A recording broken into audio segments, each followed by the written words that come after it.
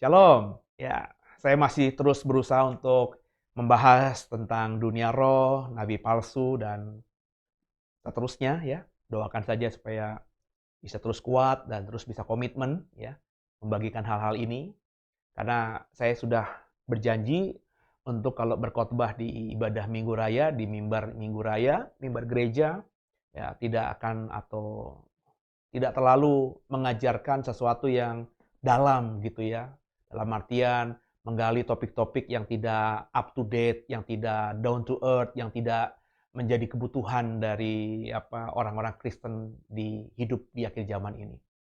Jadi kalau hari Minggu saya akan mengkhotbahkan bagaimana firman Tuhan bisa kita langsung aplikasikan dalam kehidupan keseharian. Dan lewat channel ini saya berusaha untuk membagikan hal-hal lain yang lebih dalam, lebih doktrinal gitu ya, lebih butuh effort khusus untuk memahaminya. Sehingga kalau Bapak Ibu misalnya mau belajar lebih dalam lagi, maka jangan lupa untuk terus mengikuti program ini ya. Di-subscribe, di-like, dikasih notifikasi supaya setiap program yang keluar, terutama saya yang membagikan firman Tuhan, Bapak Ibu bisa mengikutinya tanpa tertinggal gitu ya. Kita kan masih terus lanjut soal roh antikristus. Kita tundukkan kepala dulu ya sebelum kita lanjutkan pembahasan kita di minggu lalu. Bersama kita doa. Bapa yang baik, terima kasih buat hari ini, buat segala-galanya. Berkati kami, pulihkan kami, urapi kami, sehingga apa yang disampaikan pada kami lewat program ini di beberapa menit ke depan memberkati kami masing-masing, dan kami semakin peka, semakin bijaksana, sehingga di kehidupan kami, di sisa hidup ini terutama Tuhan, kami tidak terikat, tidak menjerumuskan diri, tidak memberikan diri kepada yang disebut oleh Alkitab sebagai roh-roh jahat itu. Kami mau memberikan hidup kami, tubuh kami, jiwa kami, roh kami hanya kepada Tuhan Yesus Kristus. Maka tolong kami berikan hikmat agar mengerti firman Tuhan ini. Haleluya. Amin. Nah, di minggu lalu kita sudah coba mengeksposisi 1 Yohanes pasal 4 ayat 1, 2, 3 ya. Nanti Bapak Ibu bisa ikuti episode sebelumnya, ada mungkin di kolom deskripsi nanti akan diberikan linknya ya, bahwa kita diajar untuk tidak menerima setiap roh. Jangan jadi orang yang bodoh, maafkan saya kalau saya kasar. Yang kalau mengalami perjumpaan spiritual dengan roh-roh itu langsung mengatakan ini Tuhan, ini dari Tuhan. Nanti dulu ya. Bahkan ketika kau mungkin nanti suatu waktu di rumahmu mengalami cahaya putih gitu ya. Terus kau merasakan damai sejahtera gitu ya. Terus kau melihat sosok putih yang tinggi besar, jangan juga langsung berasumsi itu adalah Tuhan atau malaikat Tuhan. Kenapa? Karena baca baik-baik di Alkitab, Satan pun bisa menyerupai malaikat terang, saudara. Apa susahnya dia berpenampilan terang itu? Dan juga jangan bodoh lah saudara yang mengatakan bahwa setan kalau datang kepada kamu pasti nggak dengan damai sejahtera. Pasti dengan ketakutan dan lain sebagainya. Kalau bagi saya ini adalah pengajaran yang bodoh. Sebab kalau setan menjumpai kita dengan ketakutan, dengan aura yang mengerikan, membuat kita dakdikduk, membuat kita kecut, membuat kita khawatir, maka nggak mungkin dong kita ngikutin dia, gitu loh saudara ya. Maka setan yang cerdik ini, dia dikatakan cerdik kan, ya, dia bisa memanipulasi kita dengan mewujudkan dirinya, menampilkan dirinya dengan tampilan-tampilan yang kita anggap itu baik, ya, putih, dari surga, penuh dengan damai sejahtera. Setan bisa. Setan mudah ngerjain hal itu, saudara. Jadi harus diuji dulu. Siapapun yang kita jumpai atau menjumpai kita, ya, harus diuji. Nah, ujiannya, ukurannya dua. Bapak Ibu ingat yang minggu lalu? Yang pertama, roh itu mempercayai nggak? Yesus itu adalah Tuhan yang menjadi manusia. Roh itu mempercayai nggak bahwa Yesus itu adalah Tuhan dan Juru Selamat manusia? Mempercayai sungguh karya Yesus yang dia kerjakan 2000 tahun lalu yang ada di Alkitab kita ini. Bahwa dia mati untuk kita, dia datang ke dunia menebus dosa kita, mau menyelamatkan kita, mencurahkan darahnya menebus kita, supaya kita bisa selamat karena kasih karunia-Nya. Kalau roh itu bicara tentang hal yang sama dengan apa yang dikatakan Alkitab, maka roh itu berasal dari Allah. Orang yang dipakai roh itu untuk berkata kepada saudara, itu berasal dari Allah, ikuti dan dengarkan dia. Tapi kalau tidak mempercayai hal itu, tidak mengimani hal itu, tidak mengatakan hal itu, maka siapapun orang yang menampilkan dirinya kepada saudara, mungkin dengan kata-kata shalom, dengan kata-kata yang baik, yang manis, nggak usah didengerin. Ya. Kenapa? Karena orang tersebut adalah nabi palsu yang akan menyesatkan saudara. Jangan juga buka celah, saudara. Jangan juga menguji lah. Udahlah, kalau tahu itu bukan dari Tuhan, bukan berasal dari Allah, itu nabi palsu yang menyesatkan, ya saudara tinggalkan, saudara. Ya, tinggalkan. Ya.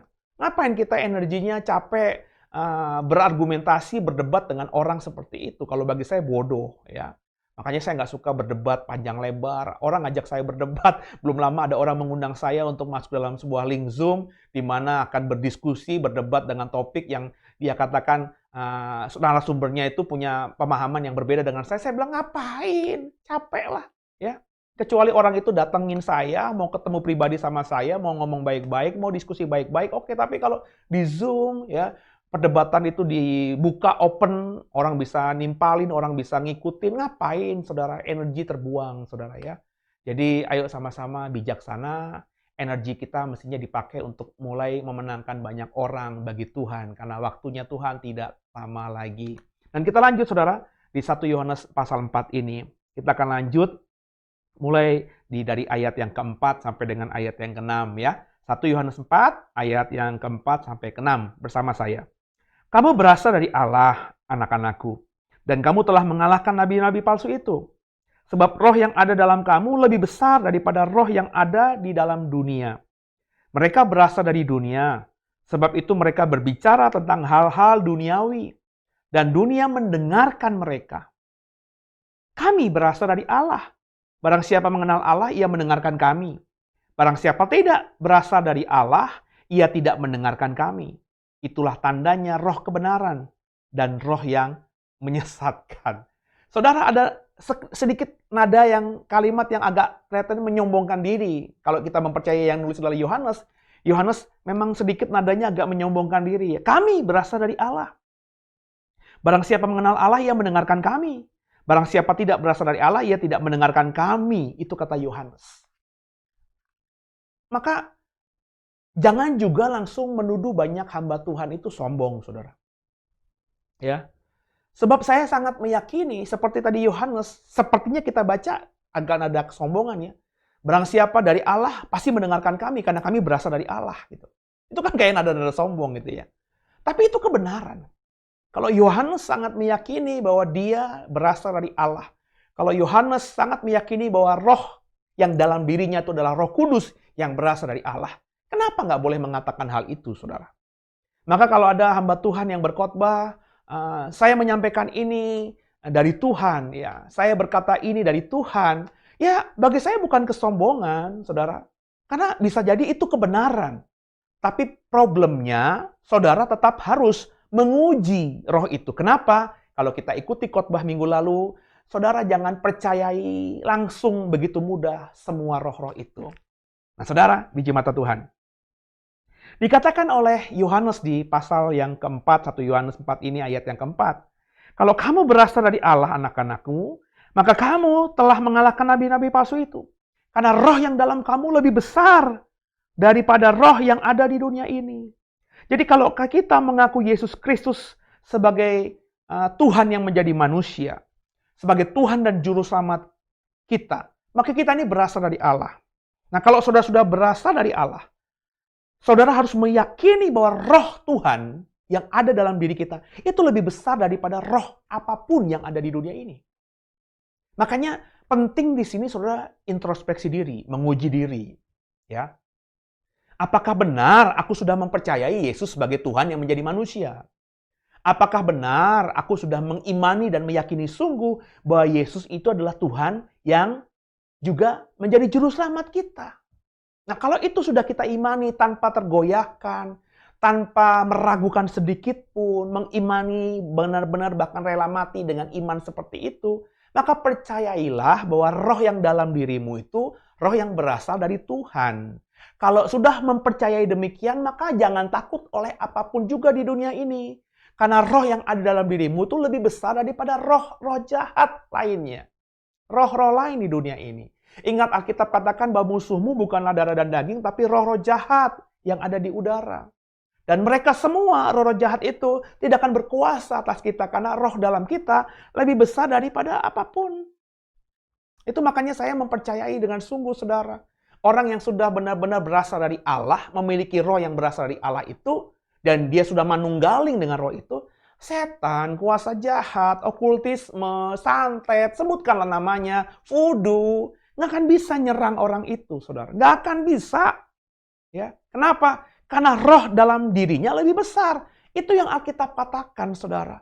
Jadi kalau kita sudah berasal dari Allah, kita sudah mengukur indikator-indikatornya bahwa saya sudah mempercayai Yesus adalah Tuhan yang menjadi manusia. Saya sudah mempercayai bahwa Yesus adalah Tuhan dan Juru Selamat kita. Saya mempercayai roh dalam saya adalah berasal dari Allah. Terus masih bisa kena santet, berarti ada yang salah. Cuma dua yang salah kemungkinannya. Yang pertama, kau bohong. Yang kedua, Alkitab yang bohong. Tapi saya mengimani Alkitab tidak bohong. Alkitab adalah kebenaran. Berarti saudara yang bohong. Ya, ada banyak kesaksian kok. Ya, ada banyak kesaksian. Roh dalam roh dunia ini nggak bisa menguasai kita. Itu makanya kita nggak usah takut terhadap apapun juga.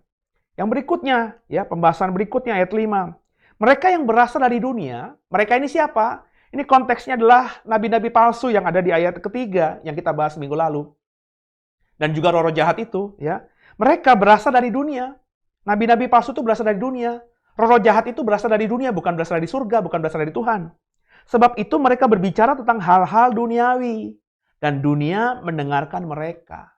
Nabi-nabi palsu itu bicara tentang hal-hal yang duniawi. Hal-hal duniawi itu apa, saudara? Yang bisa membuat kita bahagia, nikmat di dunia ini. Kekayaan, hidup yang diberkati, kemakmuran, ya, memiliki pasangan yang cantik, yang seksi, yang tampan, memiliki rumah, memiliki mobil, memiliki pekerjaan, gaji, tabungan yang sangat baik, ya, memiliki investasi yang baik, memiliki harta berlimpah, memiliki jabatan, tahta, pangkat, bla bla bla.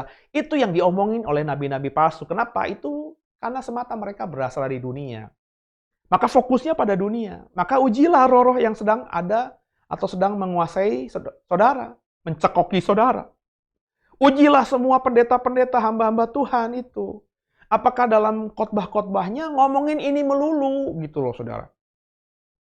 Ngomongin berkat melulu. Ngomongin kamu akan sehat melulu. Ngomongin kamu akan mengalami mujizat melulu. Ngomongin mengenai materi melulu. Saya nggak bilang mujizat itu nggak boleh diomongin. Dalam khotbah saya juga mengkhotbahkan perkara-perkara mujizat, menyaksikan hal itu juga membagikan apa yang saya ekspos di Alkitab kita ini. Mujizat itu Alkitabiah. Tapi kalau ada hamba Tuhan ngomongin mujizat itu kan bagi dunia, saudara. Mujizat itu kan dialami di dunia.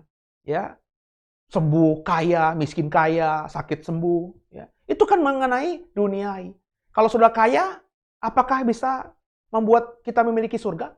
Ketika kita sehat, apakah kita otomatis memiliki surga? Kan tidak. Kesehatan hanya bisa kita nikmati 70-80 tahun, kata Alkitab. Begitu pula kekayaan. Mati kita cuma dikubur, pakai peti mati 2x1, dikubur di lubang kurang lebih 2x1, dipakein baju kita nggak bisa merasakannya lagi, ya. Bahkan ketika tubuh kita mulai digerigitin, dikeroyok atau digrogoti oleh belatung-belatung, kita pun nggak jijik dan merasakan apa-apa karena kita sudah mati. Jadi nabi-nabi palsu pasti ngomongin begini, ya. Coba ujilah, saudara. Saya tidak menghakimi, saudara. Ya.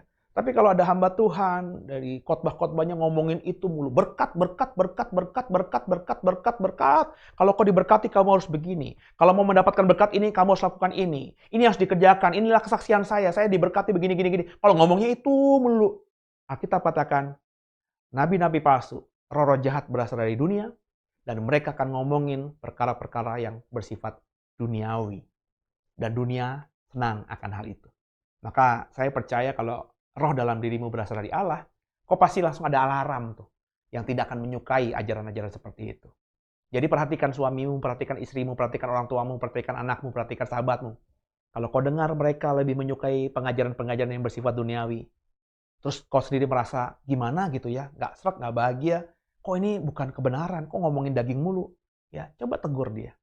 Jangan-jangan dia sedang kilaf. Tapi kalau ditegur baik-baik dia menolak, ya Alkitab katakan, Jangan-jangan memang berasal dari dunia. Jadi levelnya, apa namanya, level frekuensinya sama, ya. Maka nggak heran mengikuti atau mendengarkan nabi-nabi palsu. Ayat yang berikut ya, ayat yang ke-6. Kami berasal dari Allah. Barang siapa mengenal Allah, ia mendengarkan kami.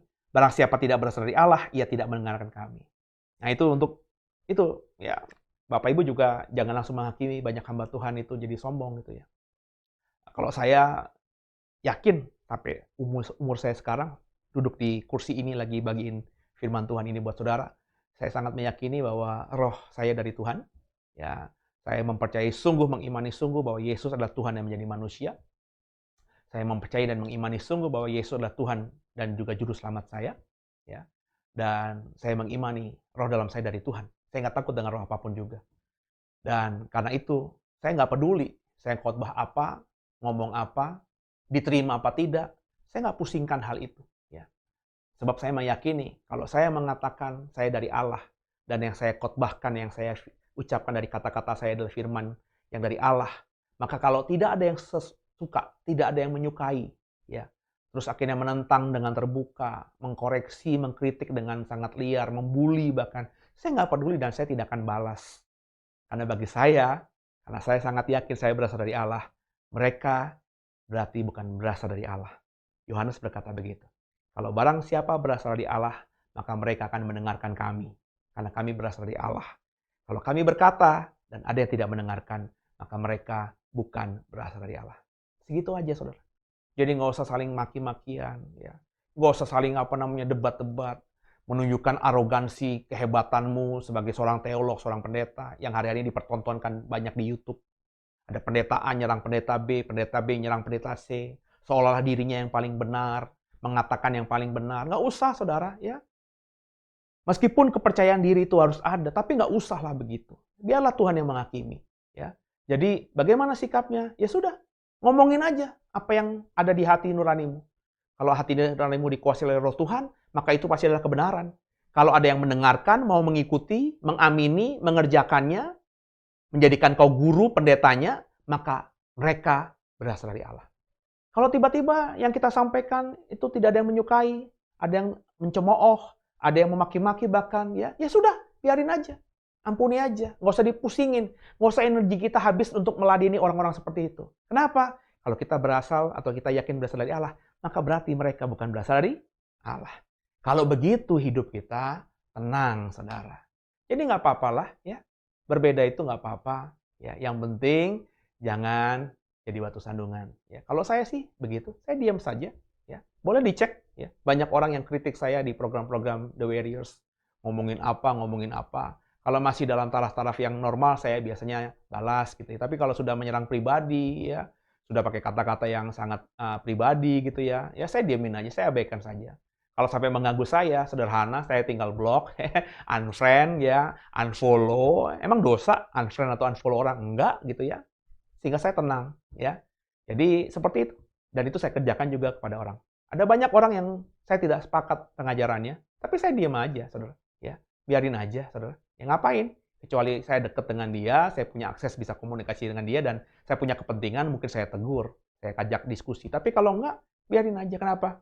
Karena memang kata Alkitab, nabi-nabi palsu yang bukan berasal dari Allah itu sedang ada, akan datang, dan sekarang sudah ada di dunia ini.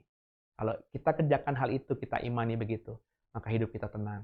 Roh Kristus dalam hidup kita semakin bertumbuh, semakin berkembang, dan kau akan semakin dibantunya menjadi serupa, segambar seperti Kristus. Dengan kepala kita doa. Makasih Tuhan buat firman Tuhan ini. Tolong kami, sehingga kami benar-benar bisa mengerjakan hal-hal tadi. Sehingga kami tidak menghabiskan tenaga kami, energi kami, bahkan waktu kami untuk meladeni roh-roh yang bukan berasal dari Tuhan. Roh-roh antikristus yang memang berasal dari dunia. Kalau kami meyakini diri kami dari Allah, maka kami kerjakan saja bagian kami. Roh Kudus tolong saja kami bisa mengerjakan bagian kami. Yang tidak setuju, yang tidak sependapat, Roh Kudus tolong kami bisa mengampuni, bisa memaafkan, dan bisa mengabaikan semua itu. Sehingga fokus kami, energi kami, seperti Paulus, aku mengarahkan segala aspek hidupku untuk sampai bisa ke garis finish. Makasih Tuhan, Makasih Roh Kudus. Haleluya. Amin. Sampai ketemu di program berikutnya. Tuhan Yesus memberkati semua. Amin.